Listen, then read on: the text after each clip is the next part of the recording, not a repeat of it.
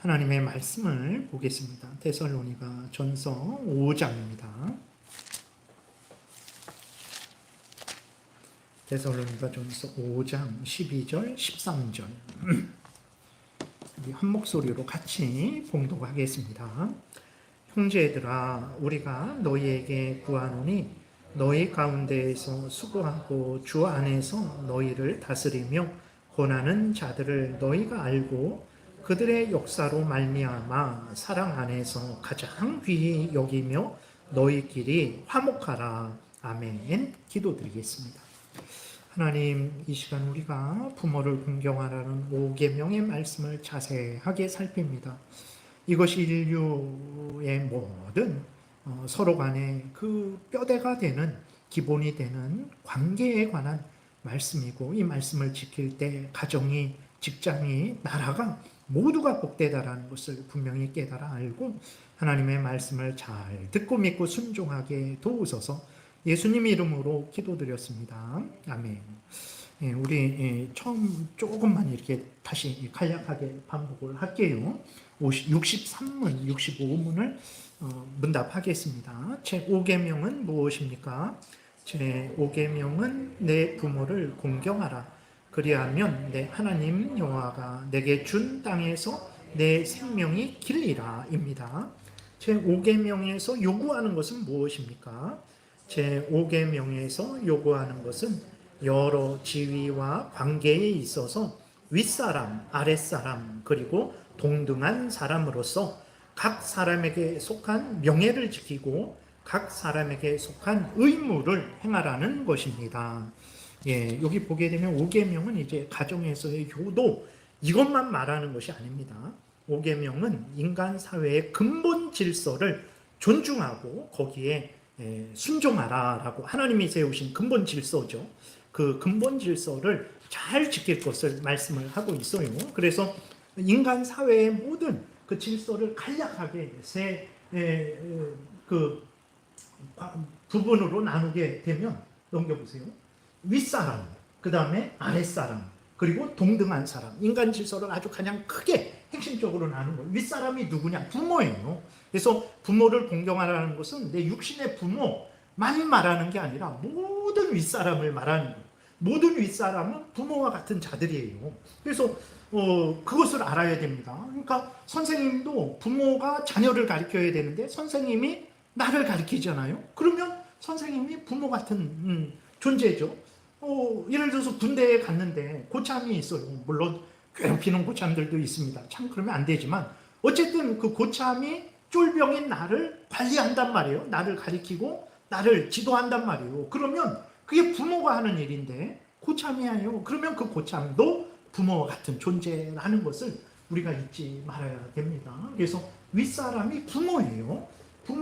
윗사람은 이제 부모가 있죠. 실제적으로 나의 육신의 부모가 있고 부모의 자리에 있는 사람이 있어요. 그럼 부모의 자리에 있는 사람이 누구냐? 그래서 남편, 주인, 교역자, 주권자, 노인, 또 은혜와 은사를 나보다 많이 받은 사람들이 부모입니다. 나이가 어리지만 예를 들어서 그 고참이, 저 군대를 좀 늦게 갔어요. 23살에 갔는데, 그러니까 벌써 일찍 온 그 고참들보다는 제가 2살, 1살이 많죠.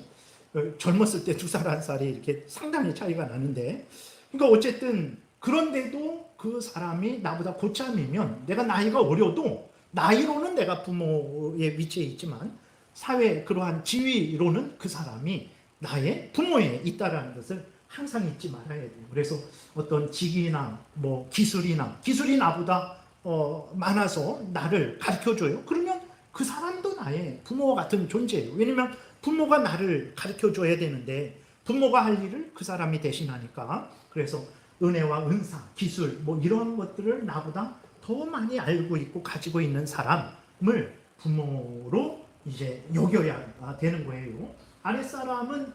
아랫사람이 자녀죠. 자녀는 두 종류의 자녀가 있어요. 두 종류의 아랫사람이 실제로 나의 육신의 자녀가 있고 자녀의 자리에 있는 사람이 있죠. 아내, 종, 백성, 신하, 어린이들, 은혜나 은사를 나보다 적게 받은 사람들. 기분 나빠할 필요 없어요. 그 못났기 때문에 아랫사람이 아닙니다. 아내가 남편보다 훨씬 지혜롭고 능력이 있고 근데도 아내가 그 뒤에 서는 거예요. 왜냐? 그게 하나님이 세우신 질서이기 때문에 그런 거예요. 그 하나님이 세운 질서이기 때문에 내가 아랫사람이 되는 것이지 내가 못났기 때문에 왜 아랫사람이냐 그럴 필요 전혀 없습니다.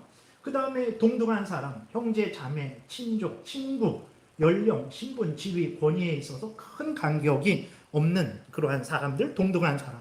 그래서 인간의 그러한 사회 그 질서를 크게 윗사람, 아랫사람, 동등한 사람이 있어요. 윗사람은 윗사람의 명예가 있죠. 아랫사람은 아랫사람의 명예가 있습니다. 동등한 사람은 동등한 사람으로서의 명예가 있어요. 그러면 윗사람이 가진 명예를 아랫사람이 존중해 줘야 돼요. 아랫사람이 가진 명예를 윗사람이 존중해 줘야 돼요. 동등한 사람끼리는 서로가 가진 명예를 서로가 존중해 줘야 돼요. 그리고 윗사람은 윗사람이 할 일을 해야 돼요. 아랫사람은 아랫사람이 해야 될 일을 해야 돼요. 동등한 사람은 동등한 사람이 해야 될 일을 해야 되는 거예요. 이게 오계명이 우리에게 알려주시는 하나님의 뜻입니다. 그래서 63문 앞에 다시 보게 되면 핵심적으로 오계명에서 요구하는 것은 무엇이냐? 여러 지위와 관계에 있어서 윗사람, 아랫사람, 동등한 사람이 있는데 각 사람에게 속한 명예를 서로 지켜줘라. 윗사람은 아랫사람의 명예를 지켜줘야 됩니다. 아랫사람은 윗사람의 명예를 지켜줘야 돼요. 동등한 사람은 서로의 명예를 지켜줘야 되고 윗사람은 아랫사람을 돌봐야 돼요. 아랫사람은 윗사람을 공경하고 순종해야 돼요.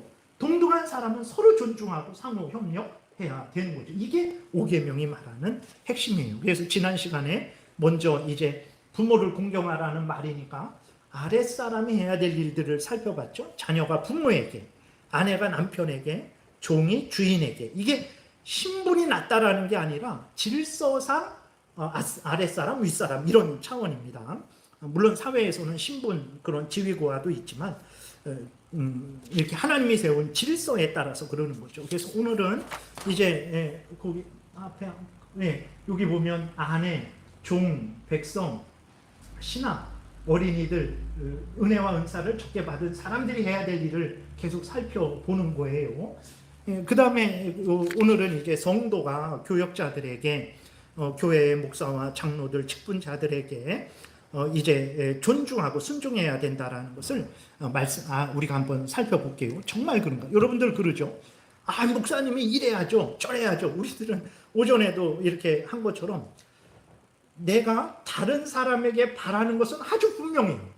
내가 10가지를 바랍니까? 100가지를 바랍니까? 그거 하나만 좀 잘해달라는 거 아닙니까? 우리는 다른 사람에 대해서는 아주 분명해요. 근데 여러분 이렇게 그러면 내가 다른 사람에게 요구하는 건 분명한데 내가 다른 사람에게 행해야 될 것을 분명하게 알고 있는가? 할 때는 잘 모르죠. 어떠신가요? 목사님이 이래야죠. 이것은 분명한데 그럼 내가 목사님에게 교회 장로님에게 어떻게 해야 되는가? 그것은 우리가 애매한데 그러거든요. 근데 애매하지 않아요. 성경에 다 알려주고 있어요. 그것을 살펴보는 거예요. 그럼 우리만 이래야 됩니까? 아닙니다. 좀 지나면 이 윗사람이 교역자가 성도에게 어떻게 해야 되는지 다 있어요. 절대 손해보지 않습니다. 그걸 살펴볼게요. 오늘 본문에 이렇게 데살로니가전서 5장 12절 오늘 본문 읽었는데 여기서 바울이 데살로니가 교인들에게 이렇게 말해요. 형제들아, 우리가 너희에게 구하노니 너희 가운데에서 수고하고 주 안에서 다스리며 권하는 자들, 목회자들, 장로들을 말하는 거예요. 수고하고 주 안에서 너희를 다스리며 권하는 자들을 너희가 알고 모르겠어요. 이 사람이 하나님의 교회에 하나님의 그러한 교회의 목사와 장로로 세워져서 이렇게 교회를 돌보는 일을 하는 사람이구나라는 것을 인정하라는 거죠. 다 알죠. 다 아는데 그것을 사람을 무시하지 말고 인정하라는 거예요. 그래서 그들의 역사로 말미암아, 그들이 하는 일로 말미암아 사랑 안에서 귀히 여기라는 거예요. 그러니까 인간적으로 따지면 저 못나고 부족하고 나보다도 훨씬 못하는구만 그럴 수 있어요. 그런 경우가 많죠. 저도 얼마나 부족합니까? 근데 그들이 하는 일, 그러니까 저 인간적으로 보면 제가 부족하고 연약하지만, 근데 제가 하는 일이 누구의 일을 하는 겁니까? 하나님의 일을 하는 거죠. 하나님의 말씀을 전하고 여러분들을 위해서 기도하고 여러분들이 하나님 뜻대로 살아가기를 바라고, 그 일이 얼마나 귀합니까? 그러니까 제가 귀한 게 아니라, 물론 우리가 서로 귀하게 여겨야 되지만, 그런데 부족하지만 하는 일이 귀한 거죠. 목사가 하는 일만 귀한 게 아닙니다. 성도들이 하는 일도 귀한 거예요. 그건 나중에 다 말씀드릴 거예요. 그러니까 그들의 역사로 말미암아 그들이 하나님의 직분을 받고 하나님의 말씀을 따라서 하는 그 일을 생각해서 사랑 안에서 귀히 여기라 그런 거예요. 인간적으로 못나고 부족하고 마음에 안 맞아도 그가 하는 하나님의 일을 하니까 그것을, 그 사람을 귀히 여기고 사랑하라는 거죠. 그래서 너희끼리 화목해라. 그 수고하고 주 안에서 다스리는 목사와 장로들과 화목하고 서로 화목하라는 거죠. 이게 성도들이 교회의 교역자들에게, 이제 목사와 장로들에게 해야 될 일이라는 거예요. 이게 모르셨죠? 근데 이거는 성경이 알려주고 있었어요. 목사님은 이래야죠. 우리는 알고 있는데 그럼 나는 어떻게 돼야 될까? 우리는 애매했는데 애매하지 않아요. 성경이 이렇게 말씀하고 있어요. 누가복음 10장 16절 같이 읽겠습니다. 너희 말을 듣는 자는 곧 내 말을 듣는 것이요 너희를 저버리는 자는 곧 나를 저버리는 것이요 나를 저버리는 자는 나 보내신 이를 저버리는 것이니라 하시니라. 예수님이 말씀하셨어요. 예수님이 제자들에게 내가 알려준 대로 전해라. 그러면 내가 알려준 대로 전하는데 너희가 전하는 말이 예수님이 전해준 말이죠. 너희 말을 듣지 않으면 그건 내 말을 듣지 않는 거다.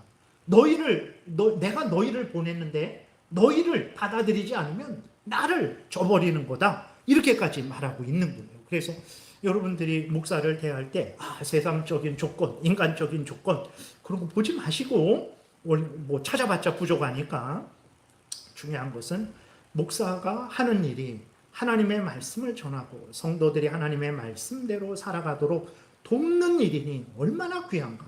그들이 하는 일을 통해서 그 귀한 일, 하나님의 일이니까 귀하죠. 제가 하니까 귀한 게 아니고 하나님의 일이니까 귀한 거예요. 그 귀한 하나님의 일을 하니 그들을 존중하고 존경하고 그들이 전하는 하나님의 말씀에 순종하라는 거예요. 순종하면 하나님이 뭐라 그랬습니까? 야, 너 왜 한효식 목사의 말만 듣냐? 왜 그랬냐? 그러시겠어요?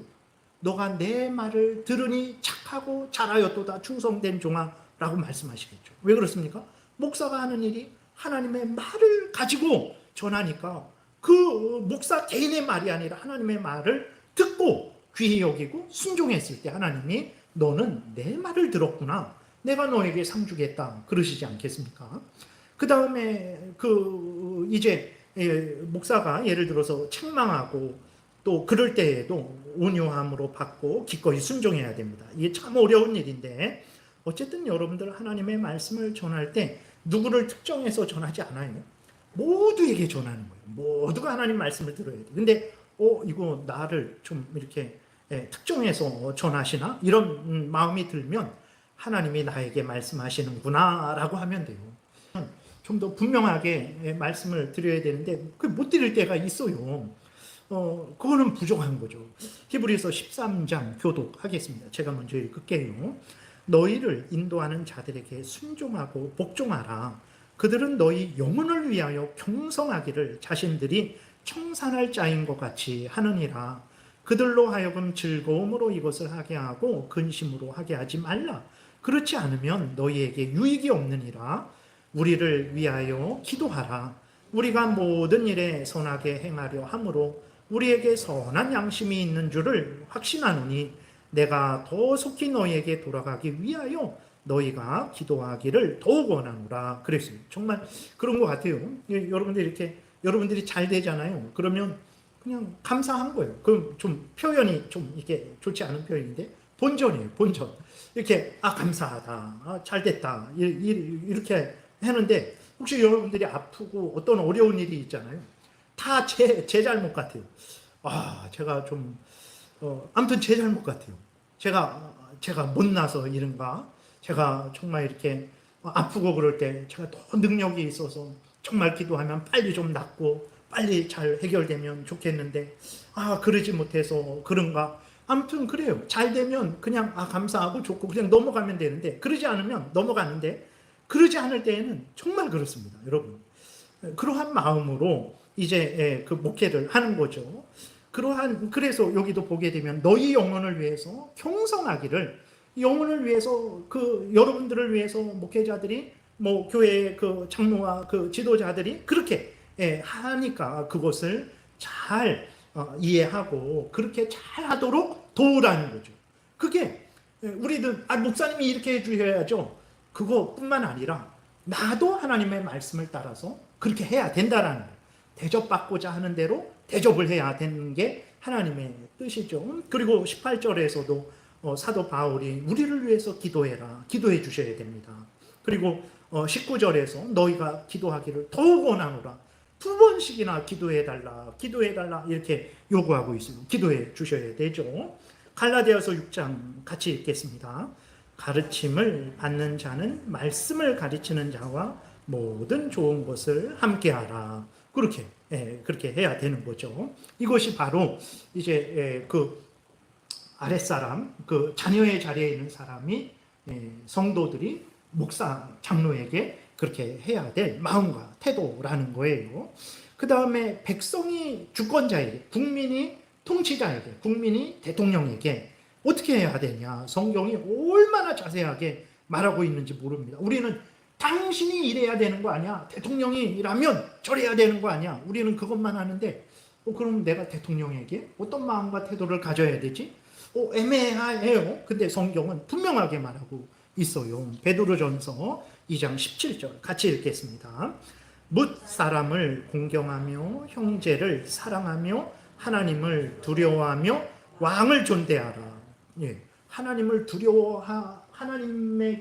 하나님을 두려워해야 되죠. 하나님을 경외해야 되죠. 사랑해야 되죠. 같은 수준에서 말하고 있어요. 사람들을 존경해라, 형제를 사랑해라, 왕을 존대하라. 이것도 같이 말하고 있습니다. 여러분, 대통령을 존대하십니까? 이 당시에 베드로전서가 쓰여질 당시에 그 이스라엘 땅을 다스리는 왕들은 누구면 헤롯 대왕의 그 마태복음 그 1장 2장에 나오는 그 헤롯 왕이 있잖아요. 그 에돔 족속이거든요. 야곱과 에서, 형 에서와 야곱이 있죠. 하나님이 버린 에서의 후손들이 예수님 당시에 이스라엘을 지배하고 있었어요. 그 헤롯 왕들이 에서의 후손들이에요. 기가 막힌 일이죠. 얼마나 이스라엘이 하나님 말씀을 안 들었으면 하나님이 그 징계로 에서의 후손들이 이스라엘을 다스리게 하셨던 거예요. 그 왕들입니다. 이 베드로 전서가 쓰여질 당시에 이스라엘 땅을 다스리는 왕들은 그 헤롯 대왕들이에요. 헤롯 왕의 아들들, 손자들이 다스리고 있었던 거죠. 얼마나 악한 자들인지 모릅니다. 예수님을 십자가에 못 박아 죽이라고 그랬잖아요. 그리고 또 다 이름이 헤롯 왕으로 나와갖고 그런데 다 헤롯의 여러 아들들, 손자들을 말하는 건데, 사도행전 12장에서도 보게 되면 사도 요한, 이 요한복음을 기록한 사도 요한의 형제 야고보도 죽이잖아요. 베드로와 사도들도 감옥에 계속 가둬서 이렇게, 물론 대제사장들도 그러기도 했지만 그러한 일들을 했던 자들이에요. 그 왕들입니다. 그 당시 로마가 지배하고 있었는데 그 로마 왕들이 얼마나 핍박을 했습니까? 그 왕들이에요. 근데 그 왕들을 존대하라는 거예요. 그들이 행하는 악한 일들을 받아들이라는 게 아니라 그가 왕인 것은 인정하고 왕으로 대하라는 거예요. 그가 행하는 악한 일은 받아들일 수 없죠. 잘못됐다라고 말해야 되는데, 그렇다고 그가 왕이 아니냐? 예를 들어서 부모가 부모 같아야 부모지, 이런 말을 할 수 없어요. 부모님이 잘못하는 것은 잘못하는 거예요. 부모님 왜 그러십니까? 그건 부모님이라도 안 됩니다. 그건 잘못하는 겁니다. 말할 수 있어요. 그렇다고 해서 부모님이 잘못하신다고 해서 당신은 부모가 아니야, 그럴 수 있나요? 없어요. 그러니까 여기에서 왕을 존대하라는 것은 내가 좋아하는 사람이든 싫어하는 사람이든 그 사람이 대통령이면 대통령인 것은 인정하라는 거예요. 그리고 그 권위를 존중하고 그가 대통령으로서 명령을 내렸으면 그게 불법이 아닌 한에서는 거기에 순종을 해야 된다라는 거예요. 하나님이 성경에서 남에게 바라는 것을 너희가 바랄 수 있다. 근데 남에게 바라는 것처럼 너도 남에게 그렇게 대접해라. 어떻게 대접합니까? 이렇게 대접하라고 아주 세세하게 말씀을 하시는 거예요. 로마서 13장 1절 같이 읽겠습니다. 각 사람은 위에 있는 권세들에게 복종하라. 권세는 하나님으로부터 나지 않음이 없나니 모든 권세는 다 하나님께서 정하신 바라 그랬어요. 우리가 그럴 수 있어요. 아니 그러면 하나님 악한 왕을 세우신 게 하나님입니까? 물론 큰 섭리 가운데에는 하나님이 허락을 하셔서 세워진 거죠. 근데 악한 왕을 세우는 것은요 우리들이 하는 거예요. 보세요. 대통령을 하나님이 너희들 투표하지 마. 내가 대통령 세울게. 그러십니까? 그러지 않아요. 결국은 우리가 투표하는 거예요. 우리가 투표하는 거예요. 그러니까 악한 왕이 세워졌어요. 우리가 투표해서 세워진 거예요. 물론 그것을 허락한 게 하나님이죠. 그러나 어쨌든 악한 왕은 우리가 세운 거예요. 그럼 그 하나님이 왜 허락하셨습니까? 다 악한 왕을 통해서도 하나님이 하나님의 뜻을 이루어요. 불순종하고 하나님의 뜻대로 살아가지 않는 그러한 그리스도인들을 징계하시기 위해서. 그리고 하나님이 악한 자를 들어서 또 악한 자를 형벌 하십니다. 바벨론을 들어서 이스라엘도 형벌 하셨고 바벨론을 들어서 그 주변 악한 나라들도 형벌 하셨어요. 하나님이 그렇게 뜻을 이루시는 거죠. 어쨌든 그가 내가 좋아하는 왕이든 내가 볼 때 선한 왕이든 악한 왕이든 왕이면 왕으로서 인정할 수밖에 없다라는 거예요. 그것을 하라는 거예요. 세금도 바치라고 합니다. 13장 7절 같이 읽겠습니다. 모든 자에게 줄 것을 주되 조세를 받을 자에게 조세를 바치고 관세를 받을 자에게 관세를 바치고 두려워할 자를 두려워하며 존경할 자를 존경하라 그랬어요. 내가 볼 때 저 사람은 왕도 아니니까 나는 왕으로 인정하지도 않겠다. 대통령으로 인정하지도 않겠다. 내가 미쳤다고 세금을 바치면 그러면 안 된다는 거. 어쨌든 왕이 거기에 해야 될 그 사람이 나에게 해주기를 바라는 것처럼 나도 마땅히 해야 될 바를 해야 되는데 하나님이 어떻게 해야 될지를 구체적으로 이렇게까지 말씀을 하셨다라는 것을 우리가 성경을 통해서 확인하게 되는 거죠. 그래서 그리스도인들은요 또 나옵니다. 또 나오는데 그리스도인들을 보게 되면 세상 사람들이 봤을 때는 상당히 친정부주의적이에요. 아주 친정부. 그래서 보게 되면 교회 사람들 교회는 권력에 빌붙어 갖고 자기들의 이득만 취하는 아주 불의한 사람들이라고 비판을 하죠. 아닙니다. 그리스도인들도 자기네들보다 미련할까요? 다 알아요. 누가 나쁜지 누가 잘못했는지 어떻게 해야 되는지. 그러나 하나님의 말씀이 이러니까 그가 내 마음에 맞든 안 맞든 어쨌든 대통령이니까 그를 인정하고 그가 올바로 행하기를 위해서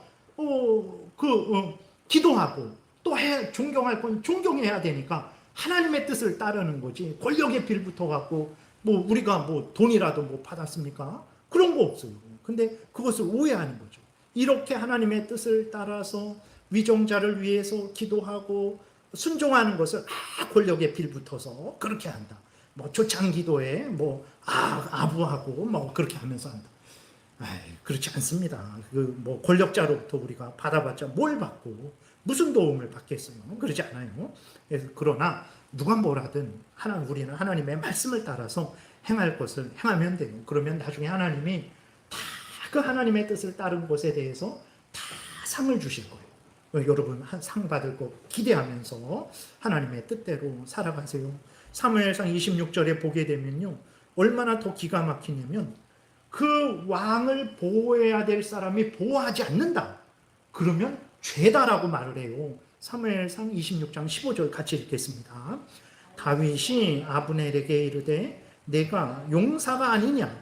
이스라엘 가운데에 너 같은 자가 누구냐? 그러한데 내가 어찌하여 내 주 왕을 보호하지 아니하느냐? 백성 가운데 한 사람이 내 주 왕을 죽이려고 들어갔었느니라. 무슨 말이냐면 다윗이 이렇게 있다라는 것을 알고 사울 왕이 다윗을 잡아 죽이려고 찾아왔는데 다윗이 숨었죠. 못 찾았어요. 그러니까 들에서 사울 왕이 이제 잠을 자는 거예요. 근데 잠을 자는데 그 군대 장관이 아브넬이거든요. 아브넬도 그냥 잠들어 버린 거예요. 그러니까 다윗이 몰래 그 잠자는 사울 왕에게까지 왔어요. 칼을 들어서 치면 이제 뭐 고생 끝 행복 시작이죠. 자기가 왕이 되어서 이렇게 이스라엘 나라를 다스릴 수 있어요. 근데 다윗이 부하가 계속해서 한 칼에 죽입시다. 나에게 말 명령만 하세요. 내가 한 칼에 죽이겠습니다. 하는데 다윗이 말하죠. 하나님이 세운 자를 임의로 죽이지 말아라. 하나님이 명령하시지도 않았고 국가의 이스라엘의 법이 사울 왕을 죽이라고 판결하지도 않았습니다. 무슨 권한으로 너가 하나님이 세운 왕을 죽이려고 하느냐? 죽이지 말아라. 다윗이 막아요. 동굴에서도 막고 여기에서도 막죠. 그리고 어떻게 하냐면 다윗이 사울 왕이 자고 있는데 거기까지 가서 칼하고 물병이 있었어요. 사울 왕의 칼과 물병을 가지고 와서 저 멀리 간 다음에 소리 지른 거예요. 그러니까 사울 왕도 깨고 아브넬 장군도 깼죠. 그러니까 다윗이 아브넬에게 책망하는 거죠. 너가 사울의 군대 장관 아니냐? 사울의 비서실장 아니냐? 경호대장 아니냐? 너 뭐 했냐? 너 사울 어떤 사람이 그 옆에까지 가서 사울을 죽일 수도 있었는데 너는 너의 너의 왕을 보호하지 아니했다. 너 범죄한 것이다. 이렇게 말해요. 얼마 성경을 보게 되면요 기가 막히죠. 그러니까 성경대로 믿고 따르는 것은 정말 어렵습니다. 내 기분대로는 그냥 단칼에 정말 사울 왕을 죽이면 나는 이제 왕이 되는 거거든요. 하나님이 허락하지 않아요. 다윗이 미련해서 다윗이 힘이 없어서 기회가 없어서 그랬습니까? 아니에요. 지혜롭고 힘도 있고 기회도 있었는데 하나님이 막으시니까 이스라엘의 법이 막으니까 다윗도 하나님의 법에 순종한 거죠. 이스라엘의 법에 순종한 거예요. 그래서 사울 왕을 죽이지 않은 거예요. 근데 우리가 하나님이 이렇게 성경을 통해서 왕, 통치자에게 대해 어떤 마음과 태도를 가져야 될지 알려주고 또 대한민국 법도 함부로 그에게 행하지 못할 것을 알려주는데 우리들은 하나님의 법도 어기고 대한민국의 법도 어기고 너는 대통령 아니야 라고 함부로 하는 거죠. 다 그 죄에 대한 값을 받습니다. 여러분 진짜 받아요. 정말 받습니다. 예전에 그 박근혜 대통령에 대해서 물론 국가 법적으로 뭐 그렇게 됐지만 그 이후의 권위는 다 땅에 떨어졌어요. 대통령 한 명만 내려온 게 아닙니다. 그 사회의 질서의 권위나 그런 거 다 없어졌어요. 하나님이 세우신 질서를 어기잖아요. 그 국가의 법에 대해서 그 법을 그대로 온전히 따르지 않고 교묘하게 이리저리 이렇게 해갖고 그 법을 해갖고 그렇게 그 질서를 어기잖아요. 지금은 좋죠. 그러나 반드시 그게 하나님의 법을 어긴 일이고 국가의 법을 어긴 일이기 때문에 하나님이 거기에 대해서 형벌 하십니다. 진짜로. 그래서 우리는 항상 누가 뭐라든 하나님의 말씀에 근거하고 국가의 법에 근거해서 행해야 돼요. 그러면 나는 그 벌 받는 데서 죄가 되겠죠. 물론 같이 벌 받을 땐 휩쓸려 가겠지만 그래도 그 가운데에서 하나님의 은혜를 받겠죠. 그래서 하나님의 말씀대로 행하라는 거예요. 남들이 뭐라 하든. 그리고 뭐 이렇게 결정할 수도 있고 저렇게 결정할 수도 있어요. 그러면 하나님께 말씀하실 수 있어야 돼요. 하나님께 설명할 수 있어야 돼요. 그럼 하나님이 다른 사람을 통해서 아니면 성경을 통해서 옳다 그러면 뭐 계속 가면 되고 아니라 그러면 우리는 고쳐야 되죠. 그래야 됩니다. 그게 우리가 이 땅에서 그리스도인으로서 올바르게 살아가는 것이죠. 대통령을 보호하지 않는 것도 물론 잘못했는데 막 보호할 수 있냐? 그러면 안 되죠. 그러나 그것이 국가 법적으로 잘못되지 않았을 때는 보호하는 게 첫 번째 의미인 거예요. 정말 여러분 성경을 자세히 보시면 5계명을 자세히 보시면 정말로 그 5계명을 그래서 따라서 살아가면 가정이 복되고 직장이 복되고 나라가 복돼요. 근데 우리들은 다 당신은 나에게 이렇게 해야지 이것만 생각하고 내가 당신에게 어떻게 해야 되지? 몰라 그냥 지나가 이렇게 하니까 가정도 엉망이 되고 직장도 엉망이 되고 국가도 엉망이 되는 거죠. 디모데전서 2장 11절부터 1절부터 4절까지 교독하겠습니다. 그러므로 내가 첫째로 권하노니 모든 사람을 위하여 간구와 기도와 도고와 감사를 하되 임금들과 높은 지위에 있는 모든 사람을 위하여 하라. 이는 우리가 모든 경건과 단정함으로 고요하고 평안한 생활을 하려 함이라. 이것이 우리 구주 하나님 앞에 선하고 받으실 만한 것이니 하나님은 모든 사람이 구원을 받으며 진리를 아는 데에 이르기를 원하시느니라 그랬어요. 디모데전서 이 당시에도 이스라엘을 다스리는 왕들, 헤롯 왕과 일가죠. 그 다음에 로마 황제들입니다. 도저히 그리스도인으로서 인간적으로는 존경할 수 없고 순종할 수 없는 자들이에요. 그들을 존중하고 존경하고 그들을 위해서 기도하래요. 여기 간구, 기도, 도고, 감사 다 기도예요. 간구, 어떤 특별한 제목을 간절히 구하는 거. 기도는 일반적으로 하나님께 구하는 거. 도고는 옆 사람을 위해서 기도하는, 우리 중보 기도한다 그러잖아요. 근데 성경에서 중보라는 것은 하나님과 인간 사이에 예수 그리스도가 중보자로서 하나님과 인간을 중보한다 그랬을 때 그 중보를 쓰거든요. 그래서 중보 기도라고 하지 말고 도고라고 해라. 도고. 그러니까 다른 사람을 위해서 하나님께 아뢰는 거. 도고 이렇게 구별을 하는 거예요. 다른 사람을, 우리가 흔히 누구를 위해서 중보 기도해서 할 때의 그 의미죠. 도고, 다른 사람을 위해서 기도하는 거. 감사, 기도할 때 감사도 있죠. 그걸 하는데 임금들과 높은 지위에 있는 모든 사람을 위해서 하라는 거예요. 그래야 그들이 올바르게, 내가 싫어하는 사람일지라도 악한 자일지라도 하나님의 은혜를 받아 올바르게 통치해야 내가 평안하고 단정하게 이 땅에서 살아갈 수 있는 거예요. 근데 그러한 그 나라의 통치자들을 위해서 기도하는 것을 물론 이렇게 정말 아부하려고 하는 사람들도 있죠. 그건 안 되지만 그러한 그리스도인들을 보고 정권에 빌붙어 갖고 저렇게 싸바싸바 아주 이렇게 아부해 갖고 자기들의 혜택을 누려서 기독교가 이렇게 발전했다.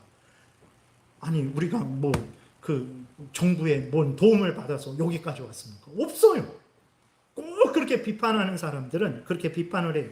성경은 그렇게 하라고 말하고 있는데 그렇게 안 하면서, 그리고 누가 자기들에게 뭐 이렇게 도전하면 버릇 없다 그래요. 자기들은 모두에게 도전하고. 아주 위선자들이 많아요. 그러한 자들의 그 거짓된 속임에 우리가 빨려 들어가서는 안 되겠습니다.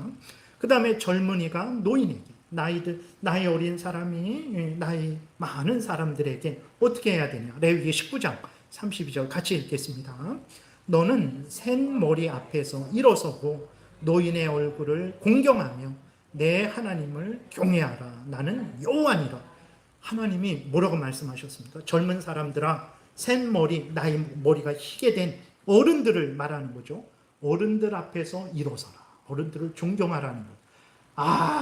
힘도 없고 자꾸 이렇게 걸어가는데 앞에서 그냥 천천히 걸어가시고 그냥 권리적대나 그러지 말라라는 거예요.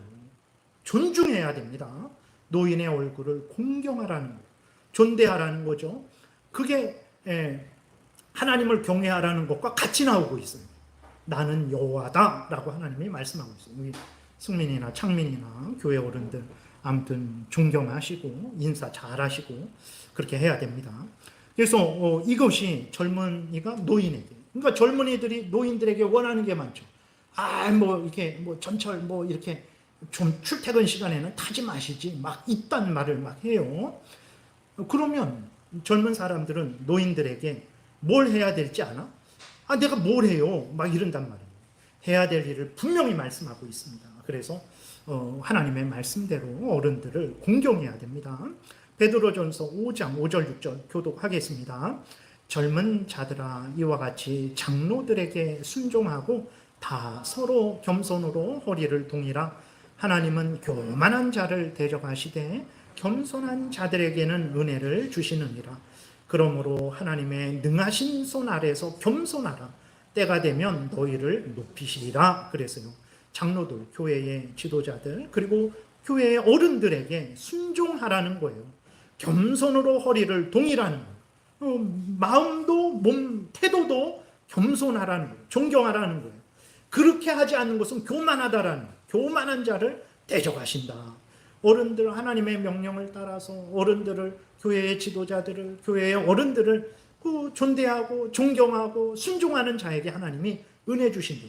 그러니까 하나님의 말씀대로 따르며 은혜 받습니다. 복을 받아요. 정말 그렇습니다. 그래서 다시 한번 겸손하라 그러죠. 어른들을 어른들로 존대하지 않는 건 교만한 겁니다. 그러면 안 돼요. 그러면 때가 되면 그 어른들을 존대한 사람을 하나님이 또 높이신대요. 얼마나 감사합니까? 정말 이래도 복을 받고 저래도 복을 받는 거죠. 하나님의 말씀대로 살아가야 됩니다. 고린도전서 11장 1절 같이 읽겠습니다.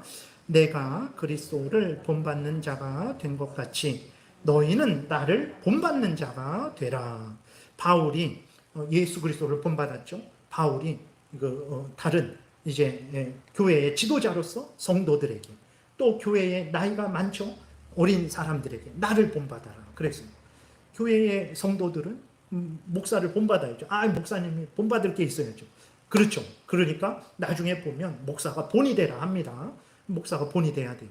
어쨌든 올바르게 행하면 성도들도 그렇게 해야 되고, 어린 사람들은 교회의 어른들을 본받아야 돼요. 그러면 어른들은 더 책임이 커지죠. 젊은 사람들이 본을 받도록 어른들이 솔선수범을 해야 되는 거거든요. 그러니까 그건 나중에 이제 살펴보겠습니다. 그래서 오늘은 시간이 가서 여기까지 하는데, 이걸 왜 제가 좀 더 구체적으로 그냥 이렇게 간략하게 요약해서 넘어가지 않으면 말씀드린 대로 우리는 남이 나에게 해줘야 될 것은 잘 알아요. 부모님이 저에게 이렇게 해줘야죠. 목사님이 이렇게 해줘야죠. 통치자가 이렇게 해줘야죠. 다른 사람이 이렇게 해줘야죠. 이는 잘 아는데 그럼 내가 다른 사람에게 어떻게 해줘야 될까?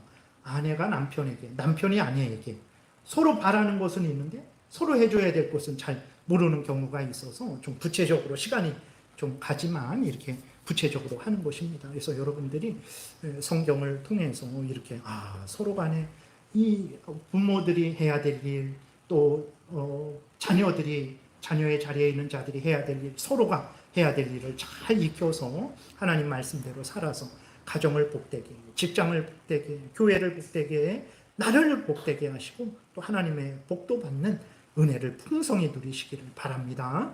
기도드리겠습니다.